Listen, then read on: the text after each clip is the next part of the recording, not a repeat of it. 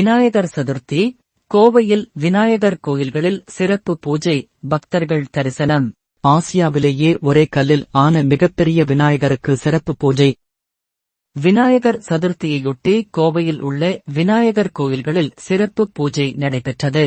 பக்தர்கள் திரளாக தரிசனம் செய்தனர். நாடு முழுவதும் விநாயகர் சதுர்த்தி விழா இன்று கொண்டாடப்படுகிறது. இதையொட்டி கோவையில் உள்ள விநாயகர் கோவில்களில் இன்று சிறப்பு பூஜைகள் நடைபெற்றன.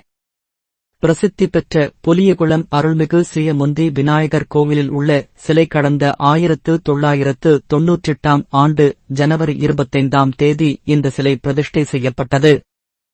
ஆசியாவிலேயே ஒரே கல்லால் 19 அடி 10 அங்குலம் உயரமும் 10 அடி 10 அங்குலம் அகலமும் கொண்ட மிகப்பெரிய விநாயகர் சிலை என்ற பெருமையை கொண்ட புலியகுளம் அருள்மிகு ஸ்ரீமுந்தி விநாயகர் கோயில் சிலை உள்ளது.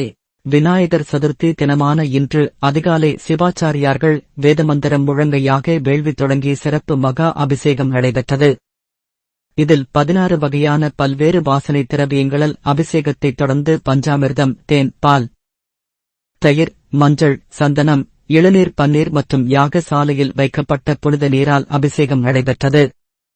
அதைத் தொடர்ந்து முந்தி விநாயகருக்கு 4 டன் மலர்களால் ராஜ அலங்காரம் செய்யப்பட்டது.